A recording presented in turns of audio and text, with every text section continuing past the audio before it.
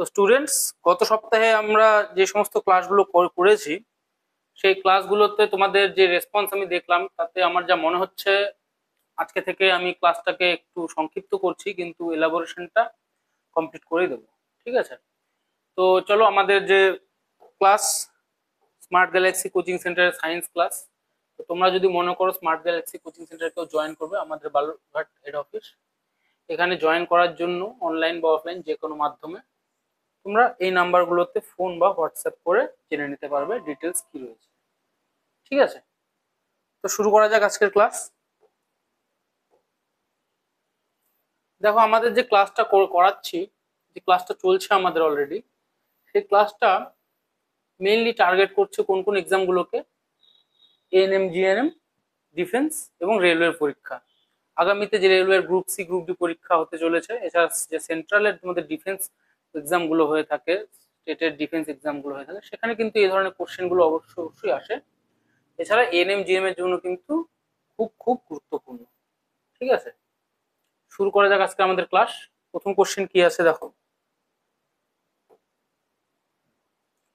প্রথম কোশ্চেন আছে, অ্যান্টিবায়োটিক আবিষ্কার কবে হয়? স্টুডেন্ট, সায়েন্স ক্লাসের মধ্যে এটা প্রথম কোশ্চেন আজকে আমাদের। প্রশ্ন আছে অ্যান্টিবায়োটিক আবিষ্কার কবে হয়। ঠিক আছে? তো অ্যান্টিবায়োটিক দেখো আবিষ্কার হয় 1940 সালে, সরি 1929 সালে। ঠিক আছে? 1928 থেকে 29 সালের মধ্যে অ্যান্টিবায়োটিক আবিষ্কার হয়, এখানে শুধু 29 দেওয়া আছে। এটা 1928 থেকে 1929 সালের মধ্যে অ্যান্টিবায়োটিক আবিষ্কার হয়, এবং কি 1940 সাল থেকে তার বাণিজ্যিক উৎপাদন, কমার্শিয়াল প্রোডাকশন শুরু হয়, এবং এর মাধ্যমে কিন্তু আধুনিক যে জৈব প্রযুক্তি তার সূচনা হয়। তো স্টুডেন্টস, প্রথম যে অ্যান্টিবায়োটিক ছিল সেই অ্যান্টিবায়োটিকের নাম কি ছিল? পেনিসিলিন। হ্যাঁ, পেনিসিলিন আবিষ্কারের মাধ্যমে প্রথম অ্যান্টিবায়োটিক আবিষ্কৃত হয়, এবং অ্যান্টিবায়োটিক আবিষ্কার করার পরে কিন্তু একটা যুগান্তকারী ব্যাপার ঘটে, যে সংক্রমক যে সমস্ত অসুখগুলো আগে লোকের হতো এবং তার ফলে যে লোকের প্রাণহানি ঘটতো, সেটা কিন্তু এই অ্যান্টিবায়োটিক পেনিসিলিন আবিষ্কারের মাধ্যমে অনেকটা হ্রাস পায়, এবং সত্যি জীবনদায়ক একটা ওষুধের মতো কাজ করে এটা। এবং যেহেতু এটা খুব সুন্দর রেজাল্ট দেখায়, তার জন্য 1940 সাল থেকে এর বাণিজ্যিক উৎপাদন শুরু হয়, এবং এর মাধ্যমে কিন্তু আধুনিক যে জৈব প্রযুক্তি সেটার সূচনা হয়। এবং সেই রকম একই রকম এখনো চলছে, যে কোনো যখন অসুখ আসছে সেই অসুখটার জন্য কি অ্যান্টিবায়োটিকের খোঁজ চলছে, যেমনটা আমরা করোনা প্যান্ডামিকের সময়ও দেখেছি। ঠিক আছে? তো এই ছিল অ্যান্টিবায়োটিক আবিষ্কার কবে হয় এবং এটার সংক্ষিপ্ত বিবরণ। ঠিক আছে? নেক্সট কোশ্চেন দেখো, কোন তড়িৎ প্রবাহের অভিমুখ সব সময় এক থাকে? অভিমুখ তার মানে বলছে কি, ইলেকট্রিসিটি এটা ধরলাম পজিটিভ, এটা ধরলাম নেগেটিভ। তো এখানে একটা রোধ আছে, এখানে একটা বাল্ব হোক, যাই হোক, ফ্যান হোক, কিছু একটা আছে। তো এই যে আমি যে সার্কিটটা তৈরি করছি, এই সার্কিটের মধ্যে কারেন্টটা এদিক থেকে এদিকেই যাবে, সেটা কোন ধরনের তড়িৎ প্রবাহের অভিমুখ, মানে কোন তড়িৎ প্রবাহের অভিমুখ সবসময় একটা, কোন ধরনের তড়িৎ প্রবাহের অভিমুখটা এরকম করে সবসময় পজিটিভ থেকে নেগেটিভের দিকে যায়, সেটা হচ্ছে ডিসি বা ডাইরেক্ট কারেন্ট। ঠিক আছে? ডিসি বা ডাইরেক্ট কারেন্ট। তো ডাইরেক্ট কারেন্ট আমরা কিসের, ডিসি আমরা কিসের ক্ষেত্রে দেখে থাকি? তড়িৎ কোষের ক্ষেত্রে। তড়িৎ কোষ মানে কি? ব্যাটারি। সেটা লেড অ্যাসিড ব্যাটারি হোক, আমাদের আজকালকার যুগে ড্রাই সেল ব্যাটারি হোক, যে pencil battery, double A size, triple A size battery আমরা দেখে থাকি, মোবাইলের ব্যাটারি হোক, এই যে সমস্ত ব্যাটারি থাকে, ব্যাটারির মধ্যে কিন্তু থাকে স্টুডেন্টস ডিসি কারেন্ট। হ্যাঁ, এবং ডিসি কারেন্টের কিন্তু অভিমুখ সবসময় পজিটিভ থেকে নেগেটিভের দিকেই হয়। হ্যাঁ, কিন্তু আমাদের যে বাড়িতে যে কারেন্ট চলছে সেটাকে কি বলা হচ্ছে? এসি কারেন্ট বা alternate current. Alternate current.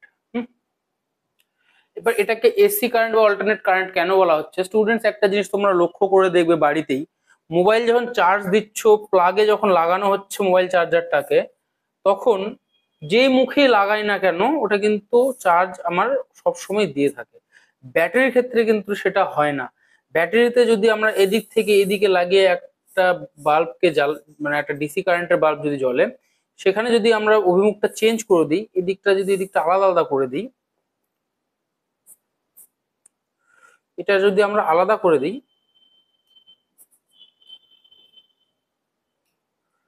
Sorry,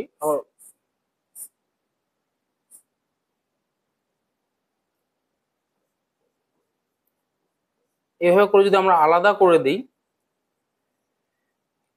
ধরে নিলাম এটা একটা বাল্ব এবং এটাকে একটা সাইডে লাগানো আছে পজিটিভ, এটা নেগেটিভ, ঠিক আছে, কিন্তু সেক্ষেত্রে বাল্বটা জ্বলছে, এই বাল্বটা জ্বলছে যখন পজিটিভ নেগেটিভ এইভাবে থাকছে।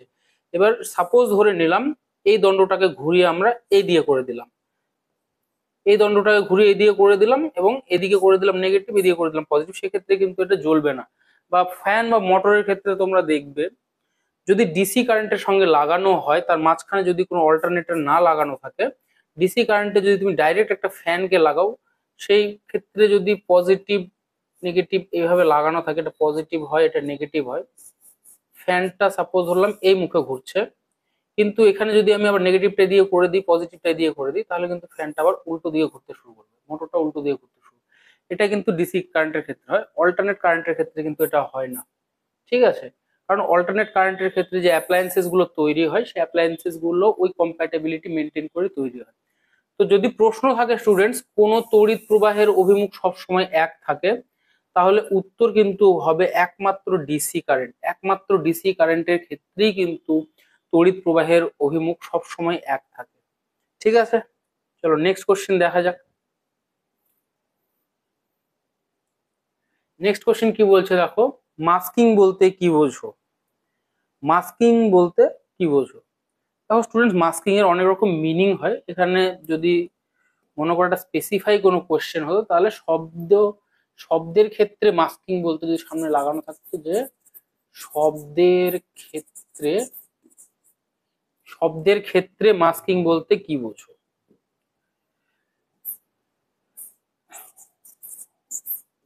শব্দের ক্ষেত্রে মাস্কিং বলতে কি বোঝো? হ্যাঁ, যদি প্রশ্নটা এরকম থাকে তাহলে কি উত্তর হবে? শব্দ দূষণে প্রাণীর যোগাযোগ বিঘ্ন হওয়াকে মাস্কিং বলে।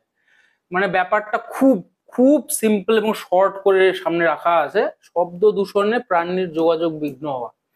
তো স্টুডেন্টস, শব্দের ক্ষেত্রে মাস্কিং বলতে কি বোঝাচ্ছে দেখো, সাপোজ ধরে নিলাম এখানে দুইজন কথাবার্তা করছে এবং পাশে একটা লাউড স্পিকারে খুব জোরে জোরে সাউন্ড হচ্ছে, এবং সেক্ষেত্রে এই দুজন যে কথাবার্তা বলছে সেটা কিন্তু সচরাচর শোনা যায় না, এবং সেক্ষেত্রে কি হচ্ছে, এর যে মুখ দিয়ে শব্দটা বেরোচ্ছে সেটাকে কিন্তু ঢেকে দিচ্ছে এই লাউড স্পিকার থেকে বেরোনো শব্দটা, তার মানে কি এটা মাস্ক করে দিচ্ছে, ঢেকে দিচ্ছে। তো এইভাবে করে যখন মাস্কিং করা হয় তখন এই যে শব্দ দূষণে প্রাণীর যোগাযোগ বিঘ্নিত হয়।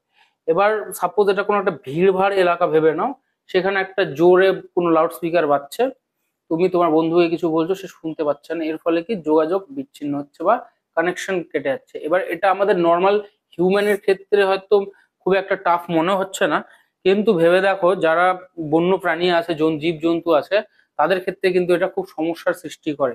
কারণ তারাও কিন্তু নিজেদের মাধ্যমে ওই শব্দের মাধ্যমে কিন্তু নিজেদের মতো কথোপকথন করে। এবার সেটা যখন মাস্ক হচ্ছে কোনো একটা লাউড স্পিকারের আওয়াজের ফলে, বা সেটা জেট বিমানের আওয়াজ হতে পারে, বিভিন্ন রকম বোমা বিস্ফোরণের আওয়াজ হতে পারে, খুব কোলাহল হতে পারে, এই সমস্ত কিছুর জন্য যখন সেই মাস্কিং এর সৃষ্টি হচ্ছে, তখন কিন্তু তাদের মধ্যে কমিউনিকেশন গ্যাপ তৈরি হয়, ঠিক আছে। ওটাই বোঝাচ্ছে মাস্কিং, মানে একটা শব্দকে আর একটা শব্দ দিয়ে কভার করে দেওয়া, দ্রুত মানে আরেকটা তীব্র শব্দ দিয়ে কভার করার ক্ষেত্রে কিন্তু সেটাকে মাস্কিং বলা হচ্ছে, ঠিক আছে। নেক্সট কোশ্চেন দেখো, অঙ্গারের গ্যাস শোষণ করার ক্ষমতাকে কি বলে? অঙ্গারের গ্যাস, স্টুডেন্টস, অঙ্গার বলা হয় কয়লাকে, কার্বনকে, এবং অঙ্গারের গ্যাস মানে কিন্তু CO2, মাথায় রাখতে হবে এটা। অঙ্গারের গ্যাস যে ব্যাপারটা, ম্যাটারটা, সেটা কিন্তু CO2, হ্যাঁ, CO2 কে বলা হয় অঙ্গারের গ্যাস। এবার অঙ্গারের গ্যাস শোষণ করার ক্ষমতাকে কি বলা হয়? মানে অঙ্গারের গ্যাস যারা শোষণ করছে, সাপোজ এই ম্যাটারটা শোষণ করে কার্বন ডাই অক্সাইড, এই যে শোষণ করার এর ক্ষমতাটা, সেটাকে কি বলা হচ্ছে? উত্তর আছে দেখো, অধিশোষণ ক্ষমতা হবে এটা। অধিশোষণ ক্ষমতা বলে। ঠিক আছে, অধিশোষণ ক্ষমতা বলা হয় কার্বন ডাই অক্সাইডের শোষণ করার ক্ষমতাকে অধিশোষণ ক্ষমতা। তো আমরা কি জানি কার্বন ডাই অক্সাইড শোষণ করে থাকে কে? গাছপালা। তো গাছপালা, প্রত্যেকটা গাছ তো একই রকম ভাবে কার্বন ডাই অক্সাইড শোষণ করে না, না? বিভিন্ন গাছের বিভিন্ন রকম কার্বন ডাই অক্সাইড শোষণ করার ক্ষমতা আছে। এছাড়া আরো কিছু ম্যাটার আছে, আরো কিছু রাসায়নিক পদার্থ আছে যারা কার্বন ডাই অক্সাইড শোষণ করে। তো এই পরিমাপটাকে কে কতটা শোষণ করতে পারছে, এই পরিমাপটাকে মাপার ক্ষমতাটাকে বলা হয় কিন্তু অধিশোষণ ক্ষমতা। ঠিক আছে, তাহলে স্টুডেন্টস এখান থেকে দেখো একটা উত্তর, খুব সুন্দর উত্তর বেরোলো যে অঙ্গারের গ্যাস কাকে বলা হয়। তো স্টুডেন্টস অঙ্গারের গ্যাস কিন্তু সবসময় জানতে হবে CO2 কে বলা হয়। অঙ্গার মানে কার্বন, আর তার গ্যাস মানে carbon die oxide. Carbon die অক্সাইডকে কিন্তু অঙ্গারের গ্যাস বলা হচ্ছে। আর এই কার্বন ডাই অক্সাইডকে যে শোষণ করার ক্ষমতা তাকে বলা হয় অধিশোষণ ক্ষমতা। ঠিক আছে, নেক্সট কোশ্চিন দেখা যাক, চলো। নেক্সট কোশ্চিন কি বলছে, আলোক রাসায়নিক ধোঁয়াশা কি? আলোক রাসায়নিক ধোঁয়াশা, ফটো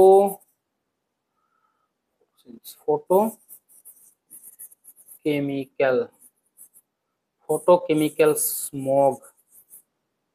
ঠিক আছে, ফটোকেমিক্যাল স্মগ। প্রথমে কি আছে, আলোক, মানে এখানে আলোর একটা ব্যাপার আছে, আলোর সঙ্গে রাসায়নিক ক্রিয়া হচ্ছে কিছু, আর তার ফলে ধোঁয়াশা উৎপন্ন হচ্ছে। তো উত্তরটা কি বলছে আগে দেখে নাও একবার। সাধারণত গরমকালে দুপুরের দিকে যখন সূর্যালোকের তীব্রতা খুব বেশি থাকে তখন এই ধোঁয়াশার সৃষ্টি হয়। ঠিক আছে, তো এখানে খুব সিম্পলি বলা আছে যে গরমকালের দিকে দুপুরের দিকে এই ধরনের ধোঁয়াশা সৃষ্টি হয় যখন সূর্যালোকের খুব তীব্রতা থাকে। তো সূর্যালোকের ফলে যখন খুব তীব্রতার সৃষ্টি হয় স্টুডেন্টস, তখন কি হয়, এই আলোক বলতে আলোকের আল্ট্রাভায়োলেট বা অতি বেগুনি রশ্মি, অতি বেগুনি রশ্মি,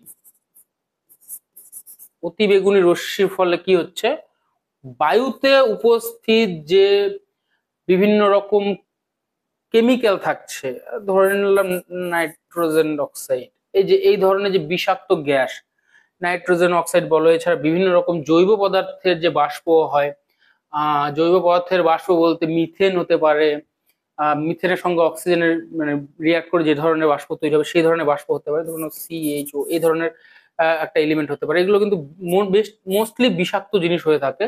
এবং কি করছে, অতিবেগুনি রশ্মির সঙ্গে এদের একটা সংক্ষিপ্ত মিথস্ক্রিয়া তৈরি হয়।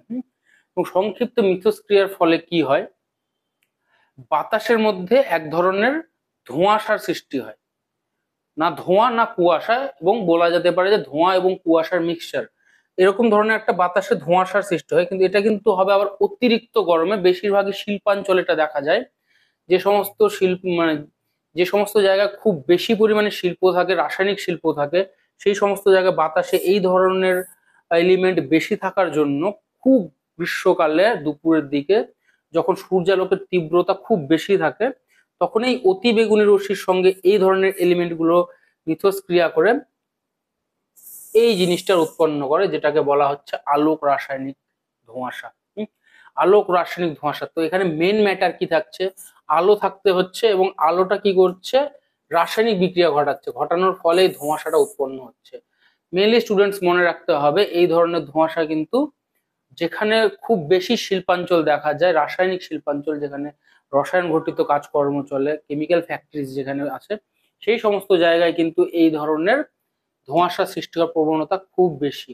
আমরা যারা নর্মাল গ্রামাঞ্চলে থাকি তারা হয়তো দেখতে পাবো না, শহরাঞ্চলের দিকে কিন্তু এটা দেখার সম্ভাবনা সব থেকে বেশি। ঠিক আছে, নেক্সট কোশ্চেন দেখো, সব থেকে বেশি ভেদন ক্ষমতা যুক্ত রশ্মির নাম কি?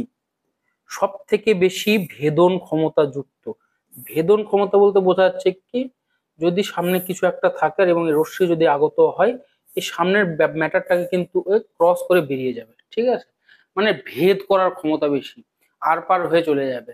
তো এই ধরনের রশ্মিগুলোর মধ্যে কিন্তু এক্স রেও পড়ে, কারণ স্টুডেন্ট আমরা জানি যে এক্স রের মাধ্যমে কিন্তু আমাদের হাড়ের যে ভাঙাচোরা এই সমস্ত বা ফাটা এগুলো দেখা হয়। তো সেক্ষেত্রে কি হচ্ছে স্টুডেন্টস, এক্স রে কে ছাড়া হয় এবং এটা কি করে আমাদের হাড়গুলোতে আটকে যায় এবং বের হয়ে যায় আমাদের মাংসল অংশগুলো থেকে, এবং বের হয়ে যাওয়ার ফলে ফটোগ্রাফিক প্লেটে পড়ার পরে শুধু হাড়গুলো বাদে এর একটা ফটোগ্রাফিক প্লেটের উপর ক্রিয়া করে। এবং এর ফলে কি হয়, এই হাড়ের একটা এরকম গঠিত অংশ বাদে বাকি অংশের উপর পড়ে জন্য ওই জায়গাগুলো পরিষ্কার হয়ে যায়, এবং এই যে হাড়ের অংশগুলো সেগুলো কিন্তু অক্ষত অবস্থায় থাকার জন্য আমাদের ফটোগ্রাফিক প্লেটের উপরে এক্স রে যেটা করা হয় সেটা কিন্তু পরিষ্কার বোঝা যায়। তো এইরকমই কিন্তু এক্স রে ক্ষমতা, ভেদন ক্ষমতা অবশ্যই আছে, কিন্তু এখানে বলছে সব থেকে বেশি ভেদন ক্ষমতা, মানে হাড়টাকেও কেউ রাখবে না, ওকেও ভেদ করে চলে যাবে। ঠিক আছে, তো এই ধরনের রশ্মি কি বা কোনটি? তো উত্তর আছে দেখো স্টুডেন্টস, গামা রশ্মি। তো এক্স রে আমরা কি করি, একটা টিউবের মধ্যে ওটাকে তৈরি করতে হয়। হ্যাঁ, একই রকম ভাবে গামা রশ্মি কোথায় উৎপন্ন হয়? গামা রশ্মি উৎপন্ন হয় তেজস্ক্রিয় পদার্থের মধ্যে। যে পদার্থ তেজস্ক্রিয় রশ্মি বিকিরণ করে তার মধ্যে গামা রশ্মি উৎপন্ন হয়, এবং গামা রশ্মি কি হয়, সব থেকে উচ্চ ভেদন ক্ষমতা যুক্ত রশ্মি। হ্যাঁ, এবার তেজস্ক্রিয় পদার্থ থেকে কি কি বেরোচ্ছে? আলফা রশ্মি, বিটা রশ্মি এবং গামা রশ্মি। ঠিক আছে, এই আলফা বিটা গামার মধ্যে সব থেকে বেশি ক্ষমতাযুক্ত কিন্তু গামা রশ্মি। গামা রশ্মি কি ধরনের রশ্মি হয়? এটা একটা ইলেকট্রোম্যাগনেটিক রশ্মি হয়। গামা রশ্মি কেমন? ইলেকট্রোম্যাগনেটিক জাতীয় রশ্মি হয়। হ্যাঁ, এটা মানে চৌম্বকত্ব প্রভাব থাকে এর মধ্যে। এছাড়া কি, এটা একটা ফোটনের মতো আচরণ করে, ফোটন কণার মতো আচরণ করে। ফোটন কণাটা কি? সূর্য থেকে যে রশ্মি পৃথিবীর দিকে আসছে স্টুডেন্টস, তার ইউনিট কিন্তু বা তার একক কিন্তু ফোটন। তো এটা একটা ফোটন কণার মতো আচরণ করে। এবং গামা রশ্মির ফলে কি কি হয়? গামা রশ্মি কিন্তু ক্যান্সার ট্রিটমেন্টে ক্যান্সার ট্রিটমেন্টে ব্যবহার করা হয়। এছাড়া বিভিন্ন রকম যে তেজস্ক্রিয় যে বিক্রিয়া, এই সমস্ত জায়গা কাজে ব্যবহার করা হয় গামা রশ্মিকে। গামা রশ্মির চিকিৎসা ক্ষেত্রে ব্যবহৃত হয়, এছাড়া ক্যান্সার ট্রিটমেন্টের ক্ষেত্রে ব্যবহৃত হয়। আচ্ছা, এই ছিল গামা রশ্মি, যেটা সব থেকে বেশি ভেদন ক্ষমতাযুক্ত রশ্মি হয়। এটা কি ধরনের রশ্মি? একটা তড়িৎ চুম্বকীয় রশ্মি, ইলেকট্রোম্যাগনেটিক বা তড়িৎ চুম্বকীয় রশ্মি। ঠিক আছে, এর আচরণ করে ফোটন কণার মতো এবং সব থেকে বেশি ভেদন ক্ষমতাযুক্ত। এবার এতটাই ভেদন ক্ষমতাযুক্ত যে এরকে আটকানোর জন্য পুরু সীসার পাত বা কংক্রিটের দেওয়াল মাঝখানে রাখতে হবে, না হলে কিন্তু এটা অন্য সমস্ত জিনিসকে ভেদ করে চলে আসবে। ঠিক আছে, পুরু সীসার পাত, লেড, পুরু সীসার পাত বা কংক্রিটের দেওয়ালে কিন্তু এটাকে আটকানো যায়। বাকি কেউ যদি নর্মাল কোনো কাপড় চোপড় পরে থাকে সেখানে কিন্তু আটকাবে না, অবশ্যই এটা ভেদ করে চলে যাবে। তুমি কাঠ বলো, কাঁচ বলো, লোহা বলো, সবকিছু কিন্তু পার করে চলে যাবে। আটকাবে শুধু পুরু সীসার পাত এবং কংক্রিটে। ঠিক আছে, এই ছিল মোটামুটি গামার একটা সংক্ষিপ্ত বিবরণ। তো চলো নেক্সট কোশ্চেন কি আছে দেখা যাক। আর আমি যেগুলো বোঝাচ্ছি স্টুডেন্টস, আশা করি এগুলোর মধ্যে থেকে তোমাদের সব কোশ্চেন গুলো হবে। তো তোমরা যারা ক্লাস করছো, প্রত্যেকের উদ্দেশ্যে আমি বলছি, তোমরা যারা ক্লাস করছো, যারা আমাদের ভিডিওগুলো কন্টিনিউ দেখছো, তারা কিন্তু অবশ্যই কমেন্ট করবে স্টুডেন্টস, কমেন্ট করে জানাবে তোমাদের কোনটাতে কোনো অসুবিধা আছে কিনা। দেখো, এরকম করে যদি তোমরা কমেন্ট করো তাহলে কিন্তু আমি অবশ্যই তোমাদেরকে সাপোর্ট করার জন্য এগিয়ে আসবো। ঠিক আছে, আর এছাড়া তোমরা যারা মনে করছো যে আমাদের এখান থেকে একবারে সামনাসামনি বসে প্রিপারেশন নেবে, তাদের প্রত্যেককে আমি জানিয়ে দিচ্ছি, এই যে আমাদের স্ক্রিনে দেওয়া নাম্বার আছে, এই নাম্বারে তোমরা কল বা হোয়াটসঅ্যাপ করে জেনে নিতে পারো আমাদের সেন্টারে কি কি ধরনের সুবিধাগুলো দেওয়া হচ্ছে প্রত্যেকটা স্টুডেন্টের জন্য। ঠিক আছে, চলো নেক্সট কোশ্চেন দেখো। খালি চোখে দর্শনযোগ্য জু প্লাঙ্কটন কোনটা? জু প্লাঙ্কটন বলতে কি, আমরা পুকুরের মধ্যে যে ভাসমান কণাগুলো দেখতে পাই তার মধ্যে এগুলোকে প্লাঙ্কটন বলা হয়। এগুলো বেশিরভাগই মাছের খাদ্য হিসেবে ব্যবহৃত হয়। এটা জৈব পদার্থ। এটা জৈব পদার্থ। কি ধরনের জৈব পদার্থ? কিছুটা হয় ফাইটোপ্লাঙ্কটন আর কিছুটা হয় জু প্লাঙ্কটন। তো ফাইটো বলতে কি উদ্ভিজ্জ প্লাঙ্কটন, আর জু বলতে প্রাণীজ প্লাঙ্কটন, মানে এগুলো প্রাণীর মধ্যে পড়ে, আর ফাইটো গুলো উদ্ভিদের মধ্যে পড়ে। এগুলো সবই কিন্তু মাছের খাদ্য হিসেবে মেইনলি ব্যবহৃত হয়। তো এখানে দেখো কি বলছে, খালি চোখে দর্শনযোগ্য জু প্লাঙ্কটন কোনটি? তো এই যে জু প্লাঙ্কটনের কথা বললাম, ছোট ছোট কিছু ভাসমান কণা থাকে, এদের মধ্যে বেশিরভাগই কিন্তু স্টুডেন্টস আমরা দেখতে পাই না, এগুলো কিন্তু আমাদের কাছে অদৃশ্যই থাকে মোটামুটি নর্মাল রূপে। ঠিক আছে, কিন্তু তার মধ্যে কিছু কিছু জিনিস আছে যেগুলো আমরা দেখতে পাই। যেমন কোষের ক্ষেত্রে কি হয়, দেখো কোষ তো আমরা সচরাচর দেখতে পাই না, হাতের দিকে তাকালে কি আমি কোষ দেখতে পাচ্ছি না, কিন্তু কি মুরগির ডিমও একটা কোষ। ওটা খালি চোখে দেখা যায়। তো এরকম এক্সেপশনের মধ্যে জু প্ল্যাঙ্কটনের এক্সেপশনের মধ্যে হচ্ছে জেলিফিশ। জেলিফিশও কিন্তু আচরণ করে একটা প্ল্যাঙ্কটনের মতোই, কিন্তু এটা খালি চোখে দেখা যায় এবং আকারে অনেকটাই বড়। ঠিক আছে, তো এই ছিল জু প্ল্যাঙ্কটন। নেক্সট কোশ্চেন দেখো, ওয়াটার গ্যাস বলা হয় কোন গ্যাসকে? কার্বন মনোক্সাইড মিশ্র হাইড্রোজেন গ্যাসকে বলা হয় ওয়াটার গ্যাস। ঠিক আছে, কার্বন অক্সাইড মিশ্র হাইড্রোজেন গ্যাসকে বলা হয় ওয়াটার গ্যাস। ওয়াটার গ্যাস কি কাজে লাগে? ওয়াটার গ্যাস কাজে লাগে বিভিন্ন শিল্প কারখানায় জ্বালানি হিসেবে ব্যবহৃত হয় ওয়াটার গ্যাস। ঠিক আছে, ওয়াটার গ্যাস কার্বন মনোক্সাইড এবং হাইড্রোজেনের মিশ্রণের ফলে উৎপন্ন হয়। এটাকে তৈরি করা হয় কিভাবে? তো লোহিত তপ্ত কয়লা, লোহিত তপ্ত চারকোল, কয়লা না চারকোল হবে এটা, লোহিত তপ্ত চারকোলের উপর দিয়ে বাষ্প চালনা করলে পরে উৎপন্ন হবে কি? কার্বন মনোক্সাইড প্লাস হাইড্রোজেন গ্যাসের মিশ্রণ বা ওয়াটার গ্যাস। ঠিক আছে, নেক্সট কোশ্চেন কি আছে দেখা যাক।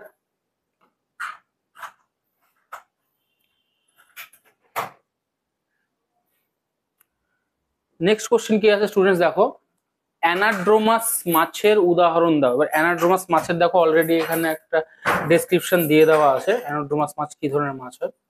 সামুদ্রিক মাছ যারা ডিম পাড়তে নদীতে আসে। ঠিক আছে, মানে এই ধরনের মাছ কোনগুলি হয়?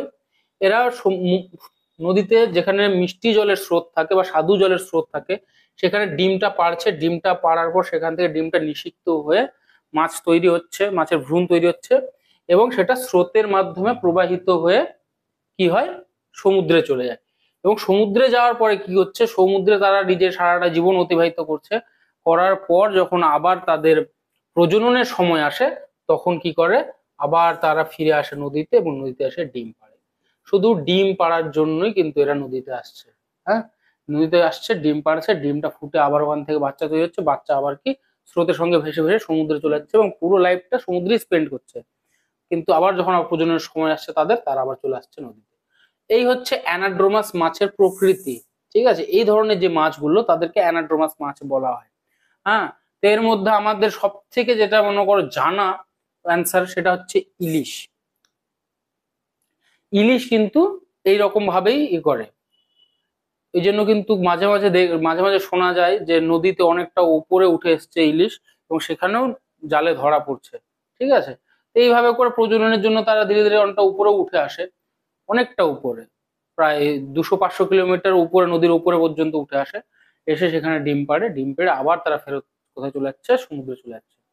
ঠিক আছে, তো এই ধরনের মাছ হচ্ছে ইলিশ। এছাড়া আরো এরকম অনেক ধরনের অনেক মাছ আছে যারা এই সেম ক্যাটাগরিতে তাদের নিজের প্রজননটা চালায়। তাদের মধ্যে কিছু কিছু ধরনের স্যামন আছে, স্যামন জাতীয় কিছু কিছু মাছ আছে যারা এইভাবে করে নদীতে এসে ডিম পাড়ছে এবং ফিরে যাচ্ছে সমুদ্রে। তারপর কিছু কিছু স্যামন বললাম। আচ্ছা যাই হোক, তো এই ইলিশ তো আমাদের সবারই জানা, আর আমাদের কমন ইলিশই আসবে পরীক্ষার মধ্যে। স্যামন আসতে পারে না আসতে পারে। এছাড়া আরো কিছু ট্রাউট ফিশ আছে যারা কিন্তু এইভাবে করে নদীতে আসে। মেনলি জাপানের দিকে ট্রাউট ফিশ আছে, স্যামন দেখা যায় আমেরিকা, দক্ষিণ আমেরিকার দিকে। এই সমস্ত মাছের আচরণ কিন্তু অ্যানাড্রোমাস মাছের মতো। ঠিক আছে, নেক্সট কোশ্চেন দেখো, যেসব উৎপন্ন পদার্থ ব্যবহার করে নিউক্লিয় বিভাজনে উৎপন্ন উচ্চ গতির নিউট্রনকে মন্দীভূত তাপীয় নিউট্রনে পরিণত করা হয় তাকে কি বলে? এখানে আমাদের অ্যান্সার চেয়েছে একটা পদার্থ, যেই পদার্থটাকে ইউজ করে নিউক্লিয় বিভাজনে উৎপন্ন উচ্চ গতির নিউট্রনকে কি করা হচ্ছে? কনভার্ট করা হচ্ছে তাপীয় নিউট্রনে। ঠিক আছে, তো এটা কিন্তু অলরেডি স্টুডেন্টস আমাদের একটা এর আগের ক্লাসে হয়ে গেছে, যেখানে উত্তরটা ছিল এইটা, প্রশ্ন ছিল এইটা, মডারেটর। মডারেটর বলা হয়। এবার ওখানে মডারেটর ছিল না, মডারেটরের একটা উদাহরণ দেওয়া ছিল, মডারেটরের উদাহরণ দেওয়া ছিল। এবং মডারেটর উদাহরণগুলো কি স্টুডেন্টস তোমাদের মনে থাকলে অবশ্যই কমেন্ট করবে, তাও আমি তোমাদেরকে বলে দিচ্ছি। একটা ছিল D2O আর একটা ছিল গ্রাফাইট।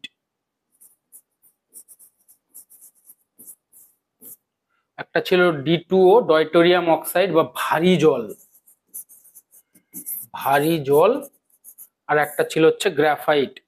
এই ভারী জল এবং গ্রাফাইট কি মডারেটর, সেটা কোথায়? নিউক্লিয় চুল্লিতে, নিউক্লিয় বিদ্যুৎ চুল্লিতে, যেখানে যেমন আমাদের তারাপুরে রয়েছে, মহারাষ্ট্রের তারাপুরে, ওই নিউক্লিয় তাপ চুল্লিতে মডারেটর হিসেবে ব্যবহার করা হয় ভারী জল এবং গ্রাফাইটকে। ভারী জল এবং গ্রাফাইটের কাজ কি? নিউক্লিয় বিভাজনে যে উচ্চ গতির নিউট্রন কণা তৈরি হয়, যেটা তোমাকে একটু আগে গামার সময় বললাম, যে তেজস্ক্রিয় পদার্থ থেকে যে 3 রকমের কণা বেরোচ্ছে, সেই কণার মধ্যে যেটা নিউট্রন কণা, সেই উচ্চ গতির নিউট্রন কণাকে কি করছে? ওটাকে তাপীয় নিউট্রনে পরিণত করছে। মানে ওর যে স্পিডটা ছিল সেটাকে কনভার্ট করে এটা হিটে কনভার্ট করে দিল। দেওয়ার কাজটা কে করছে? ভারী জল বা গ্রাফাইট। তার জন্য এদেরকে কি বলা হচ্ছে? মডারেটর বলা হচ্ছে। এদেরকে কোথায় ব্যবহার করা হয়? বেশিরভাগ ক্ষেত্রে নিউক্লিয়ার ইলেকট্রিক চুল্লিতে বা নিউক্লিয়ার ইলেকট্রিক চুল্লিতেই, যাই হোক ইংলিশটা মাথায় আসছে না বা মনে পড়ছে না, তোমাদের মনে থাকলে অবশ্যই কমেন্ট করবে। এই সমস্ত ক্ষেত্রে আর কি, যেখানে তেজস্ক্রিয়তা নিয়ে যেখানে করা হচ্ছে, বিভিন্ন রকম গবেষণা করা হচ্ছে, সেই সমস্ত জায়গাতেও এই মডারেটর হিসেবে কিন্তু ভারী জল আর গ্রাফাইটকে ব্যবহার করা হয়। ঠিক আছে, চলো নেক্সট কোশ্চেন দেখা যাক।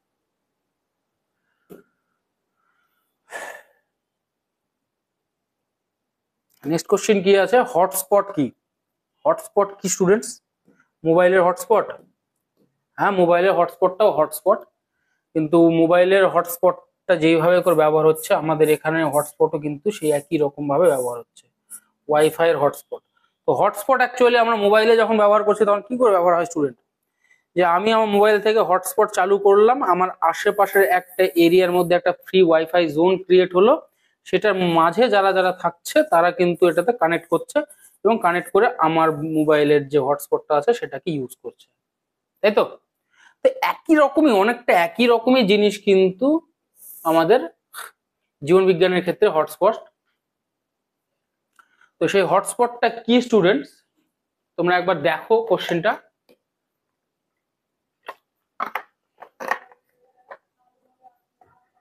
উত্তরে কি বলছে দেখো, যেসব প্রাকৃতিক পরিবেশে প্রচুর সংখ্যায় এন্ডেমিক প্রজাতি, মানে এন্ডেমিক অবলুপ্ত প্রায়, মানে যাদের পৃথিবী থেকে চলে যাওয়ার সময় অলরেডি চলে এসছে, মানে মানুষের ফলে হোক বা বিভিন্ন রকম কলকারখানার জন্য হোক, বন নিধনের জন্য হোক, ওদের প্রজাতিটা অলরেডি অবলুপ্ত প্রায় বা বিলুপ্ত প্রায় হতে চলেছে, সেই সমস্ত প্রজাতি যেসব প্রাকৃতিক পরিবেশে প্রচুর সংখ্যায় পাওয়া যায়, প্রচুর সংখ্যায় পাওয়া যায়, যা অন্যত্র পাওয়া যায় না, যা অন্য কোথাও পাওয়া যায় না। এবার সাপোজ ধরে নাও, আমি যদি এটার একটা উদাহরণ দিই, তো অ্যাকচুয়ালি আমি একটু অন্যভাবে বলছি।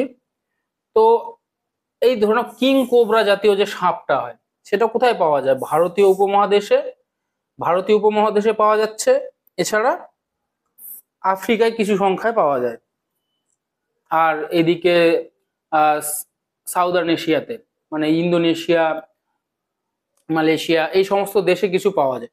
তো এইটুকু জায়গাটা আমি যদি কিং কোবরার হটস্পট বলি, তাহলে কিং কোবরার হটস্পট কিন্তু এইটুকুই জায়গা, ঠিক আছে?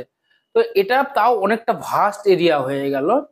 কিছু কিছু ক্ষেত্রে কি হয়, এই একই রকমের কিছু প্রজাতি থাকে যারা মানুষের জন্য বা বন নিধনের জন্য বা প্রাকৃতিক দুর্যোগের কারণে, বিভিন্ন কারণে কি হয়, ধীরে ধীরে তারা অবলুপ্ত হয়ে যায়, ওই ধরনের প্রজাতিটা। সেই সমস্ত প্রজাতি একটা সংক্ষিপ্ত জায়গার মধ্যে অনেক সংখ্যায় পাওয়া যায়, যেখানে ওদের উপর কোনো রকম কোনো প্রভাব পড়ছে না বা বাহ্যিক কোনো প্রভাব পড়ে না, সেই জায়গাটাকে কিন্তু মেনলি হটস্পট বলে। ঠিক আছে, তো অ্যান্সারও তাই আছে। দেখো, প্রাকৃতিক পরিবেশে প্রচুর সংখ্যায় এন্ডেমিক প্রজাতি পাওয়া যায় যা অন্যত্র পাওয়া যায় না। এবার দেখো হটস্পটের এই যেটা বললাম যে অনেকটা বড় এরিয়া ধরে অলরেডি আমি তোমাদের কিং কোবরার জায়গা দেখালাম, তো সেখানে দেখাচ্ছি, এখানে নেক্সট অ্যান্সারই আছে। দেখো কি আছে, পৃথিবীতে মোট 36টি হটস্পট রয়েছে, তার মধ্যে 4টি ভারতে। এর মধ্যে কি পূর্ব হিমালয়?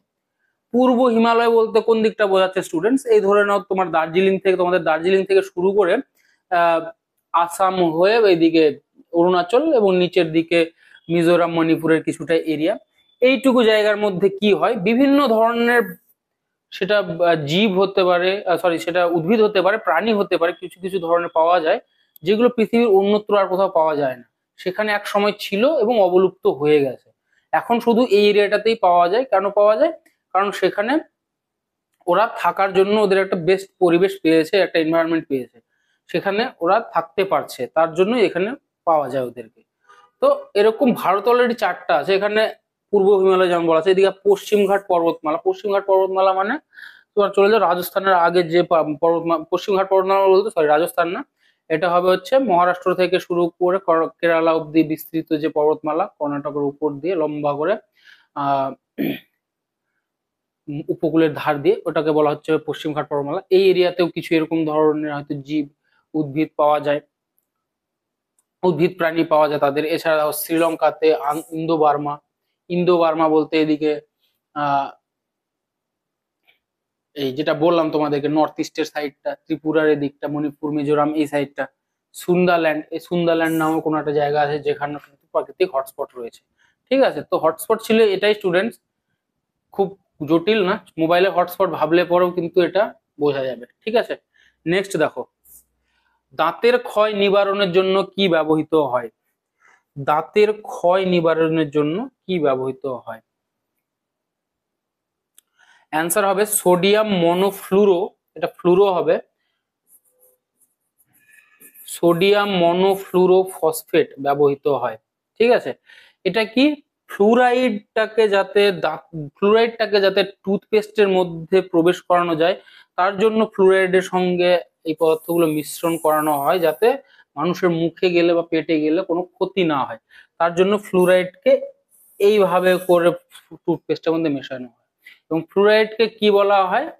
দাঁতের ক্ষয় নিবারণের জন্য ব্যবহার করা হয় মেনলি। কিন্তু যদি বলা হয় দাঁতের ক্ষয় নিবারণের জন্য কি ব্যবহার, আর অ্যান্সারে যদি শুধু ফ্লুরাইড থাকে তাহলে ফ্লুরাইড হবে, কিন্তু ফ্লুরাইডের সঙ্গে যদি সোডিয়াম মনোফ্লুরো ফসফেট থাকে স্টুডেন্টস, ফ্লুরাইডের আগে কিন্তু এটা হবে।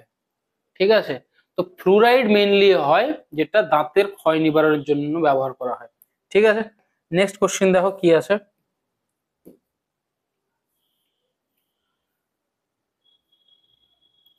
ফ্লোরা কি?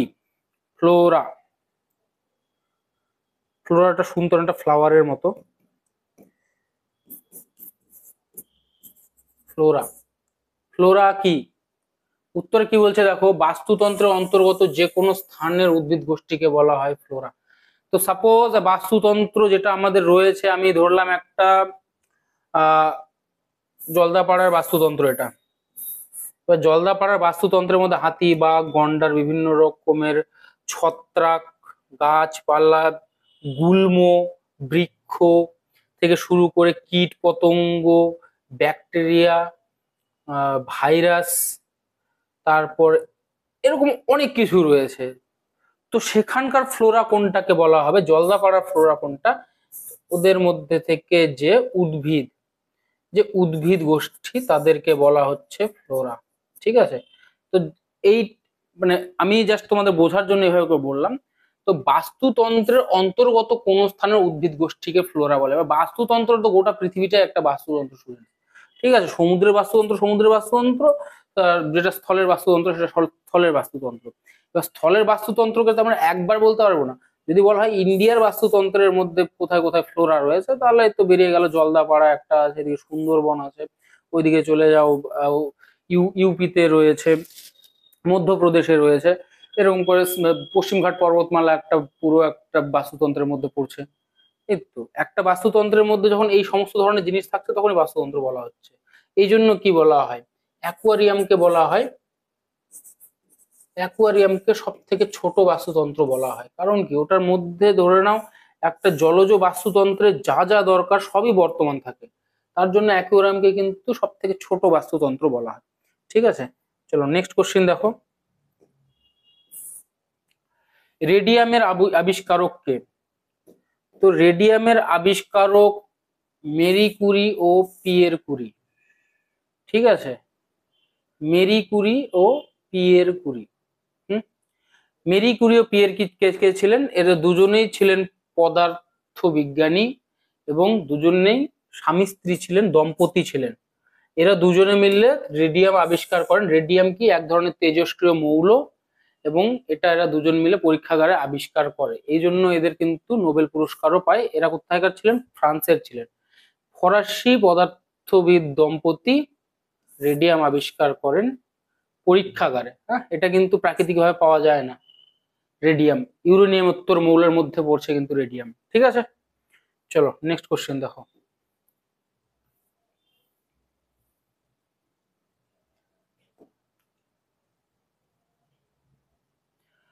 আস্তিবেশন বা গ্রীষ্ম ঘুম দেখা যায় কোন জীবে? দেখো, আমরা শীত ঘুম শুনেছি, শীত ঘুমকে কি বলা হয়? হাইবারনেশন। হাইবারনেশন। এটা কোথায় দেখা যায়? হাইবারনেশন দেখা যায় কিসে? ভাল্লুকে দেখা যায়, ব্যাঙে দেখা যায়। একই রকম ভাবে গ্রীষ্ম ঘুম, গ্রীষ্ম ঘুম কিসে বলা হচ্ছে? যে গ্রীষ্মকালে অতিরিক্ত তাপমাত্রা হয়ে যাওয়ার কারণে কিছু কিছু প্রাণীর কি শারীরবৃত্তীয় প্রক্রিয়াগুলো বন্ধ হয়ে যায়। কিছু কিছু প্রাণীর শারীরবৃত্তীয় প্রক্রিয়া বা বন্ধ হয়ে যায় বা নিষ্ক্রিয় হয়ে যায়, তখন তাদের মধ্যে কি এই আস্তিবেশন বা গ্রীষ্মঘুম দেখা যায়। এদের মধ্যে কি কি থাকে? বেশিরভাগ ক্ষেত্রে কিছু ব্যাঙ দেখা যায়, কিছু মাছ দেখা যায়, এবং মাছের মধ্যে লাংফিশ একটা। লাংফিশ কি ইল জাতীয় মাছ হয়। এই লাংফিশ একটা ইল জাতীয় মাছ হয়, এবং অতিরিক্ত গরমের ফলে কি এর যে শারীরবৃত্তীয় প্রক্রিয়াগুলো সেগুলো নিষ্ক্রিয় হয়ে যায়, তখন এদের মধ্যে আস্তিবেশন বা গ্রীষ্মঘুম দেখা যায়। একই রকম ভাবে শীতের সময় হাইবারনেশন দেখা যায়। ঠিক আছে, নেক্সট কোশ্চেন দেখো। একটি অ্যালকোহলের উদাহরণ দাও। উত্তর কি আছে দেখো, মিথাইল অ্যালকোহল। মূলত 4-5 রকমেরই অ্যালকোহল পাওয়া যায় প্রকৃতিতে। মিথাইল অ্যালকোহল বা মিথানল, ইথাইল অ্যালকোহল বা ইথানল, তারপরে থাকছে গ্লাইকল, টারশিয়ারি অ্যালকোহল, আরেকটা হবে আরেকটা হবে, আমার ঠিক মাথায় আসছে না। তবে স্টুডেন্টস মেইনলি জেনে রাখবে, ইথানল যেটা বা ইথাইল অ্যালকোহল সেটা কিন্তু পানীয় হিসেবে ব্যবহার করা হয়। বাকিগুলো কিন্তু একটাও পানীয় না, এরা কিন্তু সব বিভিন্ন রকম কাজে ব্যবহার করা হয়, বিভিন্ন রকম রাসায়নিক বিক্রিয়ার জন্য ব্যবহার করা হয়, কোনোগুলি দ্রাবক হিসেবে ব্যবহার করা হয়, শুধুমাত্র পেয় হিসাবে কিন্তু ব্যবহার করা হয় ইথানলকে। ঠিক আছে, তো যদি অ্যালকোহলের উদাহরণ এভাবে বলা হয়, সেখানে যদি থাকে অবশ্যই এই চারটি এবং আরেকটি আছে, সেটা তোমরা পেয়ে যাবে আমাদের বইগুলোতে, সেখান থেকে তোমরা দেখে নিতে পারবে। এগুলোর মধ্যে একটা হবে। এবার যদি উত্তর প্রশ্নে থাকে যে একটি পেয় অ্যালকোহলের উদাহরণ দাও, সেটা কিন্তু চোখ বন্ধ করে স্টুডেন্টস ইথানল হবে, ইথানল বা ইথাইল অ্যালকোহল। ঠিক আছে, নেক্সট কোশ্চেন দেখো। বাদুড়ের ডানাকে কি বলা হয়? বাদুড়ের ডানাকে কি বলা হয়? তো স্টুডেন্টস, বাদুড়ের ডানা কিন্তু নর্মাল পাখির ডানার মতো হয় না। বাদুড়ের ডানা কি হয়? বাদুড়ের যে মানুষের ক্ষেত্রে যেটা হাত হয়, বা আমাদের যে প্রাণীদের ক্ষেত্রে যে সামনের যে পা বা হাত থাকে, সেটার পরিবর্তিত রূপ কিন্তু বাদুড়ের ডানা। সেক্ষেত্রে কি হয়? হাড়গুলির মধ্যে একটা পাতলা পর্দার মতো লাগানো থাকে। ঠিক আছে, এই পাতলা পর্দা কি হয়? একে উড়তে সাহায্য করে, একে উড়তে সাহায্য করে। আর এটাকে বলা হচ্ছে কি প্যাটাজিয়াম। তো বাদুড়ের যদি ডানা বলা হয় স্টুডেন্ট, ডানা, বাদুড়ের ডানা কিন্তু প্রাণীর সামনের সামনের পদের পরিবর্তিত রূপ, এবং এর ক্ষেত্রে কি হাড় থাকে, এবং হাড়ের মধ্যে দিয়ে পাতলা চামড়ার পর্দা থাকে। সেক্ষেত্রে কিন্তু কোন রকম পালক জাতীয় পদার্থ থাকে না, একে প্যাটাজিয়াম বলা হয়। এই যে পাতলা চামড়ার মতো পর্দাটা, একে প্যাটাজিয়াম বলা হয়। ঠিক আছে, নেক্সট কোশ্চেন দেখো। সৌরকোষে সৌর শক্তিকে তড়িৎ শক্তিতে রূপান্তরিত করে কে? সৌরকোষ বলতে কি বোঝায় স্টুডেন্টস? Solar panel. তোমরা সবাই জেনে নাও, যেটার মধ্যে সূর্যের আলো পড়লে পরে এখান থেকে বিদ্যুৎ তৈরি হচ্ছে, এবং সেটা বাড়ির কাজে এবং অন্যান্য আরো অনেক এখন উপযোগী হয়ে গেছে। রাস্তায় রাস্তায় আমরা এখন সোলার প্যানেল দেখতে পাচ্ছি, যেটার মাধ্যমে স্ট্রিট লাইট জ্বলছে, তাই তো? তো এই যে সোলার প্যানেলের মধ্যে যে সূর্যের আলো পড়ে ইলেকট্রিসিটি তৈরি হচ্ছে, সেটা কেন তৈরি হচ্ছে বা কার জন্য তৈরি হচ্ছে? সেটা তৈরি হচ্ছে কার জন্য? ফোটো ডায়োডের জন্য। এটা এমন এক ধরনের ডায়োড যেখানে যখন ফোটন কণা পড়ছে, তখন এর থেকে ইলেকট্রন নির্গত হয়। ঠিক আছে, এবং ইলেকট্রন নির্গত হওয়ার ফলে কিন্তু ইলেকট্রিসিটি তৈরি হচ্ছে। তাহলে যদি প্রশ্নে আসে সৌরকোষ সৌর শক্তিকে তড়িৎ শক্তিতে রূপান্তরিত করে কে, সেটার অ্যান্সার হবে ফোটো ডায়োড। ঠিক আছে, নেক্সট কোশ্চেন দেখো। দেহে প্লাকয়েড আঁশ থাকে, আঁশটা লেখা নেই কিন্তু প্লাকয়েড কিন্তু এক জাতীয় আঁশ। প্লাকয়েড আঁশ থাকে এমন মাছের উদাহরণ দাও। উত্তর হবে হাঙ্গর এবং শঙ্কর। মেনলি প্লাকয়েড জাতীয় আঁশ থাকে যে সমস্ত মাছের মধ্যে যাদের তরুণাস্থি দ্বারা গঠিত, যাদের শরীর তরুণাস্থি দ্বারা গঠিত, এই সমস্ত মাছগুলিকে কিন্তু এই সমস্ত মাছের কিন্তু প্লাকয়েড জাতীয় আঁশ থাকে এবং তাদের উদাহরণ হচ্ছে হাঙ্গর আর শঙ্কর। এই জাতীয় মাছের দেহের তলের দিকে নিচের দিকে প্লাকয়েড জাতীয় আঁশ থাকে যেগুলো খুব সূক্ষ্ম সূক্ষ্ম হয় এবং এর ফলে কিন্তু দেহটা মসৃণ হয়, যার ফলে এদের সাঁতার কাটতে সুবিধা হয়। ঠিক আছে, তো প্লাকয়েড জাতীয় মাছ থাকে এরকম এরকম যদি মাছের উদাহরণ চাওয়া হয় এই দুটোই হবে, কিন্তু হাঙ্গর এবং শঙ্কর মেনলি এই দুটোই হবে। এরপরে যেটা সেটা মানে খুঁজে পাওয়া যায় না এখন, ওটা প্রাচীন কালে পাওয়া যেত। ঠিক আছে, নেক্সট দেখো ফ্রেয়ন কি কি কাজে ব্যবহার করা হয়। দেখো ফ্রেয়ন কি, ফ্রেয়ন হচ্ছে একটা গ্যাস। এটা মেইনলি কি কাজে ব্যবহৃত হয় দেখো দেওয়া আছে, রেফ্রিজারেটরে হিমায়ক রূপে, রাসায়নিক বিক্রিয়ায়, ননস্টিক বাসনপত্র তৈরিতে ব্যবহৃত হয়। তো প্রচুর ব্যবহার স্টুডেন্টস ফ্রেয়ন। ফ্রেয়ন মেইনলি কি, বডি স্প্রে যে ক্যান গুলো আছে না, যেখান থেকে স্প্রে করলে একবারে বেরোতেই থাকছে, এখানে কি উচ্চ চাপ তৈরি করার জন্য ফ্রেয়নকে ব্যবহৃত করা হয়। ফ্রেয়ন কিন্তু এক ধরনের বলতে পারো, ফ্রেয়ন কিন্তু এক ধরনের কি বলে ওটাকে, গ্রিন হাউস গ্যাস। ফ্রিয়ন কিন্তু এক ধরনের গ্রিন হাউস গ্যাস। এটা ক্যানের মধ্যে উচ্চ চাপ তৈরি করছে জন্য এখান থেকে পারফিউম গুলো বেরিয়ে আসছে। একই রকম ভাবে রেফ্রিজারেটরে হিমায়ক রূপে, এসি ফ্রিজে এটা ঠান্ডা করার জন্য এটা কাজে লাগে। এছাড়া কি রাসায়নিক বিক্রিয়ায়, তাছাড়া ননস্টিক বাসনপত্র তৈরিতে, যে বাসনপত্রগুলোতে তেল ছাড়া রান্না করা যায়, মানে ওটাতে কোনো রকম কোনো আটকে থাকে না, সেখানেও কিন্তু ফ্রেয়নের প্রলেপ দেওয়া হয় স্টুডেন্টস। ঠিক আছে, তো এই ছিল ফ্রেয়নের ব্যবহার। এই ছিল আজকে আমাদের লাস্ট কোশ্চিন। তোমরা যারা যারা ক্লাস করছো স্টুডেন্টস প্রত্যেকের জন্য বলছি, তোমরা কিন্তু অবশ্যই শেয়ার, কমেন্ট এবং লাইক করে আমাদের পাশে থাকবে। এবং যারা যারা ভাবছো যে আমাদের কোচিং সেন্টার থেকে কোচিং নেবে, তারা অবশ্যই আমাদের স্ক্রিনে দেওয়া নাম্বারগুলোতে কন্ট্যাক্ট করবে। এছাড়া তোমরা যারা এই যে কোশ্চেনগুলো দেখতে পাচ্ছ, এর জন্য যে আমাদের পার্টিকুলার বই রয়েছে আমাদের বিজ্ঞান সমগ্র, সেই বইটা তোমরা যদি পারচেস করতে চাও, অবশ্যই এর পারচেস লিংক কিন্তু তোমরা কমেন্ট বক্সে, সরি ডেসক্রিপশন বক্সে পেয়ে যাবে। তো এই ছিল আজকের last question. Okay, thank you.